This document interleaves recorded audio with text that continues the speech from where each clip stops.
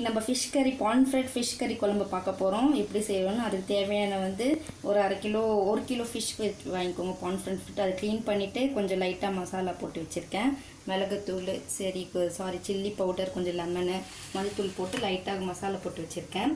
அப்புறம் இது பண்ணுறதுக்கு தேவையான என்னென்ன வேணும்னா இன்க்ரீடியன்ஸ் ஆனியன், அப்புறம் சில்லி, கொஞ்சம் பூண்டு, கொஞ்சம் கொத்தமல்லி, கொஞ்சம் புதினா, அதுக்கப்புறம் இதுக்கு ஒரு தக்காளி, அப்புறம் கொஞ்சம் தேங்காய், அவ்வளோதான். அப்புறம் கொஞ்சம் லெமன், அவ்வளோதான் இதுக்கு தேவையான குழம்பு பண்ணுறதுக்கு. அப்புறம் இது பொடி பண்ணுறதுக்கு என்னென்ன வேணும்னா கொஞ்சம் 1 டீஸ்பூன் கடுகு, கொஞ்சம் சீரகம், கொஞ்சம் மிளகு, கொஞ்சம் வெந்தயம். அப்புறம் மிளகாய் தூளில் 2 டீஸ்பூன் மிளகாய் தூள் போட்டுக்கலாம், 1 டீஸ்பூன் மல்லித்தூள் போட்டுக்கலாம். அவ்வளோதான் இதுக்கு தேவையான இன்க்ரீடியன்ஸ். அப்புறம் நம்ம ஒரு பேன் வச்சுட்டு அதில் நம்ம இதை காட்டினோம் இல்லையா, நம்ம இது பொடி பண்ண போகிறோம். அதனால் ஃபஸ்ட்டு லைட்டாக ஃப்ரை பண்ணிக்கணும். வானல் காஞ்ச பிறகு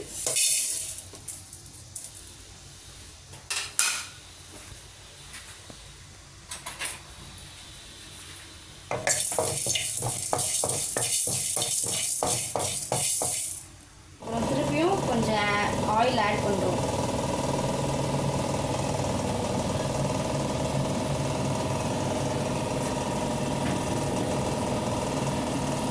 ஆயில் காஞ்சிட்ட பிறகு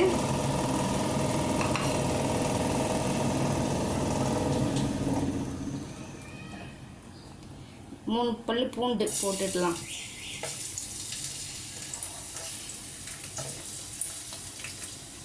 கொஞ்சம் புதினா, இது ட்ரை புதினா, இது கொஞ்சம் கொத்தமல்லி,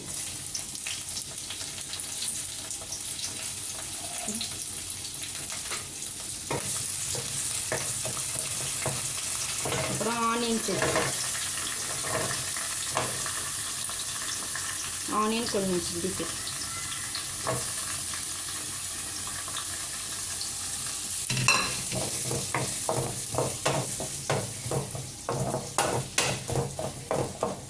இப்போ என்ன பண்ணுறோம், இதை கொஞ்சம் ஆனியன் கொஞ்சம் நல்லா வதங்குற வரைக்கும் கொஞ்சம் நல்லா வறுத்துக்கலாம்.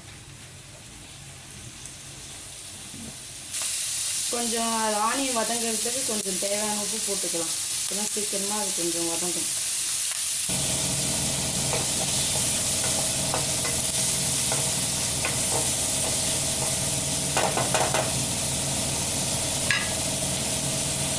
நம்ம ஒரு டொமேட்டோ ஆட் பண்ணிக்கலாம்.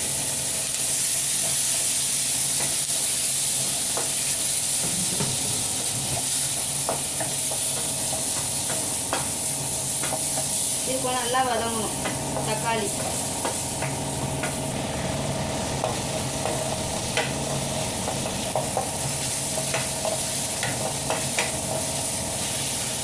இப்போ நல்லா வதங்கிடுச்சு. அதுக்கப்புறமா இப்போ நம்ம கொத்தமல்லி தூள் ஆட் பண்ணணும், சில்லி பவுடர் ஆட் பண்ண போகிறோம். 1 டேபிள் ஸ்பூன், ஒரு 1.5 டேபிள் ஸ்பூன் போட்டால் கரெக்டாக இருக்கும். அப்புறம் மல்லித்தூள், எப்போவுமே மீன் குழம்பு கொஞ்சம் மல்லித்தூள் அதிகமாக இருக்கும் மிளகாத்தூளோட. ஸோ 1 டீஸ்பூன், ஒரு 1-2 டீஸ்பூன் ஆட் பண்ணியிருக்கேன். மசாலா ரொம்ப ஃப்ரை ஆகக்கூடாது, ஏன்னா மசாலா கொஞ்சம் தீஞ்சிடும். அதனால் கொஞ்சம் லைட்டாக மசாலா மட்டும் கொஞ்சம் லைட்டாக இது பண்ணிக்கலாம். மசாலா கூட என்ன பண்ணலாம், நம்ம தேங்காவை போடுறது, தேங்காவும் கொஞ்சம் போட்டு இது பண்ணிக்கலாம்.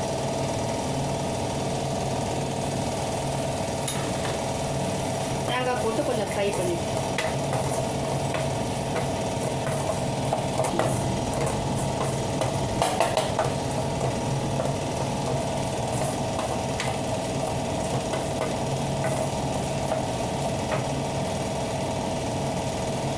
கொஞ்சம் மசாலா கொஞ்சம் அதிலே வெந்துருச்சு, தெரியுது உங்களுக்கு. மசாலா கொஞ்சம் ஃப்ரை ஆகிடுச்சு.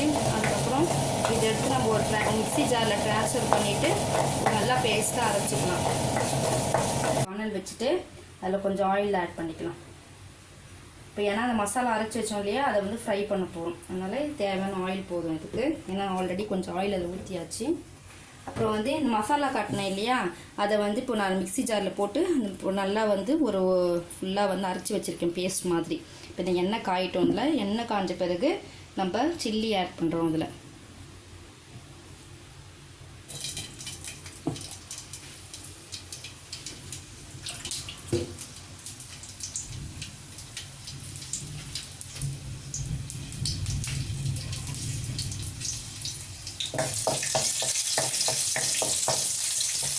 இதில் வந்து கொஞ்சம் கருவேப்பிலை போடுறோம், ஏன்னா கொஞ்சம் வாசனையாக இருக்கும், இதுக்காக கொஞ்சம் கருவேப்பிலை அதிலே போடுறோம். அதுக்கப்புறமா இப்போ அரைச்சி வச்சிருந்த பேஸ்ட்டை வந்து இதை வந்து ஆட் பண்ணிக்கிறோம்.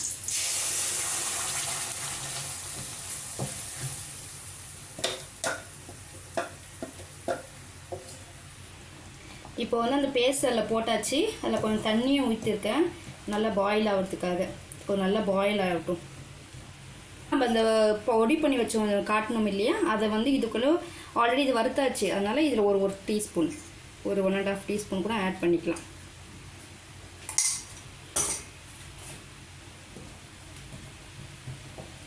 இப்போ வந்து இது கொஞ்சம் தேவையான கொஞ்சம் உப்பு போட்டுக்கிறேன்.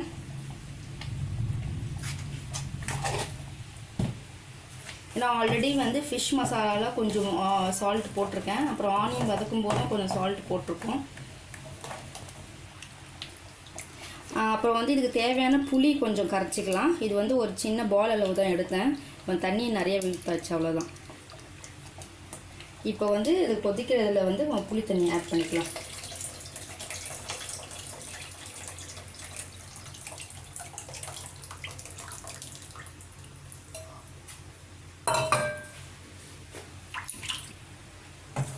இது நல்லா பாயில் ஆகணும். பாயில் ஆகிட்ட பிறகு நம்ம ஃபிஷ் போட்டுக்கலாம், அவ்வளோதான்.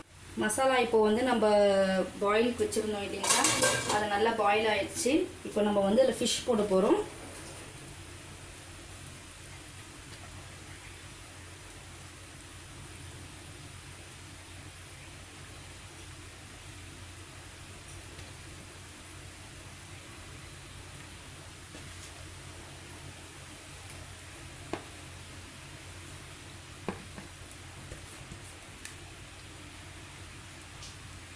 நம்ம ஃபிஷ் போட்டாச்சு. ஃபிஷ் போட்டுட்டு அதுக்கப்புறம் வந்து ரொம்ப வந்து இது பண்ணக்கூடாது, ஏன்னா மீன் உடஞ்சிடும். இதை வந்து ஒரு லைட்டாக ஒரு இது பண்ணிக்கோங்க. அப்புறமா வந்து ஃபிஷ் போட்டுட்டு ஒரு 5 to 6 7 மினிட்ஸ் வந்து பாயில் பண்ணால் போதும். இது ஏன்னா வந்து கான்ஃபிடென்ட் மீன் சீக்கிரமாக வெந்துடும். அதனால் இது கொஞ்சம் ரொம்ப நேரம் வேக தேவையில்லை. ஒரு 7 மினிட்ஸ் எல்லாம் மீன் உடஞ்சிடும். நாங்கள் ஒரு 6 மினிட்ஸ் கொதிக்க வச்சுருக்கோம், பாயில் பண்ணியிருக்கோம். இங்கே பார்த்தீங்கன்னா இப்போ ஆயில் நல்லா மிதங்குது, ஃபிஷ்ஷும் நல்லா பாயில் ஆகிடுச்சு. இப்போ பாருங்கள், ஃபிஷ் நல்லா கொஞ்சம் லைட்டாக உடஞ்சிருக்கு. ஸோ ஃபிஷ் பாயில் ஆகிடுச்சு, மீன் குழம்பு ரெடி ஆகிடுச்சு. இப்போ கொஞ்சம் மேலே கொஞ்சம் மல்லி இலை போட்டாச்சு, அவ்வளோதான், முடிஞ்சாச்சு. இப்போ நீங்கள் ஸ்டவ் ஆஃப் பண்ணிவிட்டு, இப்போது முடிஞ்சிருச்சு.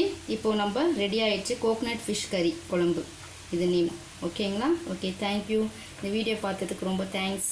பிடிச்சிருந்தால் லைக் பண்ணுங்கள், சப்ஸ்கிரைப் பண்ணுங்கள்.